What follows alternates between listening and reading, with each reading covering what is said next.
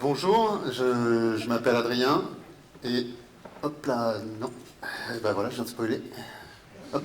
Je m'appelle Adrien, je suis développeur front-end chez WooDrive et aujourd'hui je vais vous parler de GitLab CI et pourquoi on l'a adopté. D'abord GitLab, je pense que vous connaissez tous, c'est un produit qui permet de faire le versionning de code et qui fait aussi tout ce qu'il y a autour, y compris l'intégration continue, c'est-à-dire d'exécuter des tâches à chaque fois que le code est modifié. Pourquoi est-ce que en tout cas moi j'aime ce produit? D'abord parce qu'il est extrêmement simple. Toutes ces tâches sont définies dans un seul fichier, un fichier YAML qui est extrêmement expressif, où on définit absolument tout sur les tâches, leurs relations, etc. Quand est-ce qu'elles sont déclenchées. Et tout ça est versionné avec votre code. Et donc il évolue en même temps que votre code, 100% de ce que vous déclarez dans le code.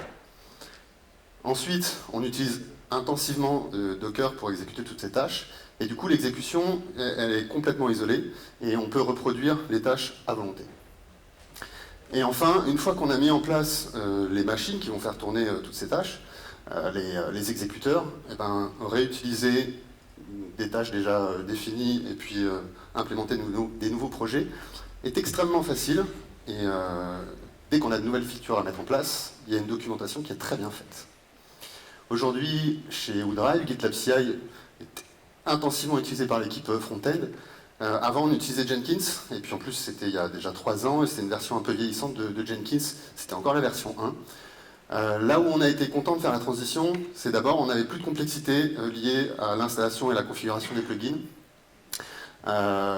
Comme on utilise Docker, ça tourne en isolation complète, comme je l'ai dit. La seule chose qu'on fait varier, finalement, c'est les variables d'environnement qu'on injecte, et on les garde que pour les secrets.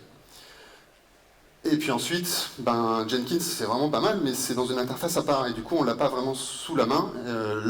GitLab, comme c'est complètement intégré dans leur produit, ça s'intègre dans toutes les features qui sont proposées autour. On l'utilise pour plein de cas dans l'équipe front-end. On l'utilise évidemment pour construire des applications front-end, où là on fait le build, on transforme le TypeScript en du JS pour le navigateur. On fait des releases, d'ailleurs on le pousse dans un repo Nexus pour la mise en prod, et puis on déploie dans un Kubernetes de staging. On fait aussi des composants et des bibliothèques réutilisables. Elles, on fait souvent beaucoup plus de tests unitaires, et on les publie dans un NPM local.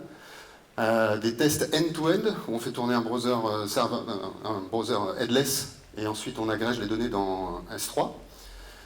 Et puis beaucoup de documentation et de petites tâches qui vont générer un rapport HTML et qu'on va tout simplement héberger sur une page GitLab Pages. Ok, du coup, à quoi ça ressemble? Comme je vous disais, c'est extrêmement bien intégré. Là, je vous montre juste une petite copie d'écran de comment c'est intégré dans une merge request. On voit bien que les tâches sont en train de tourner. On voit la pipeline avec 3 grosses étapes. La première étape s'est bien passée, elle consistait en plusieurs tests. Quand on clique sur un des macarons qui sont à droite, on peut avoir même le détail, arrêter une tâche, la reprendre, etc. Et ce qui est aussi extrêmement intéressant, c'est que pour cette branche-là en particulier, on va déployer, là c'est un artefact HTML, un fichier HTML, on va le déployer pour qu'on puisse avoir une visualisation du rendu du code qu'il y a dans cette tâche.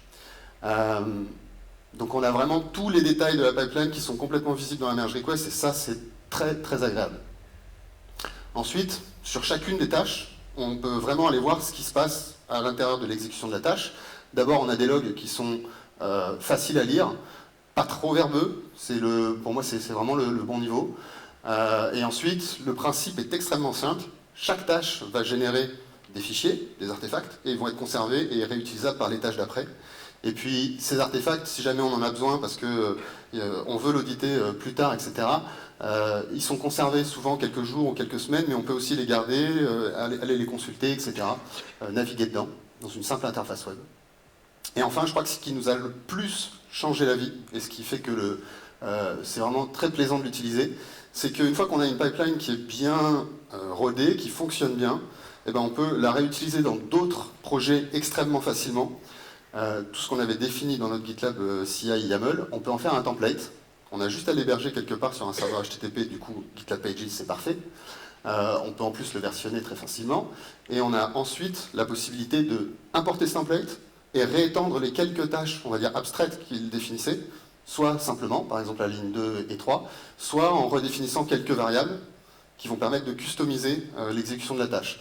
Là, dans ce fichier, en tout, il doit avoir, je crois, c'est presque la 16e ligne, c'est la dernière, et on a tout le pipeline de la construction d'une application web. Si je devais vous donner des derniers petits tips, utilisez Docker à fond. Dès que vous avez un outil, dockerisez, mettez-le dans du Docker, comme ça tout le monde peut le réutiliser dans le CI ou sur le poste des devs. Ça vous permet aussi d'utiliser votre langage de programmation favori et de ne pas embêter les autres développeurs avec votre langage puisqu'il est containerisé. Et du coup, ensuite, ils peuvent réutiliser tout ça avec 3 lignes de bash et pas plus.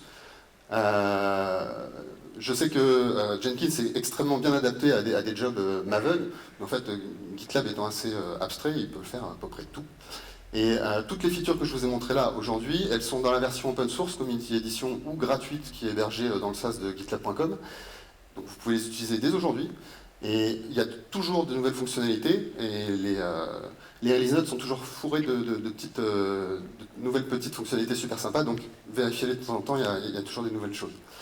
Merci beaucoup, j'ai pas le temps pour les questions, par contre je suis dispo aux pauses et ce soir. Merci. Merci.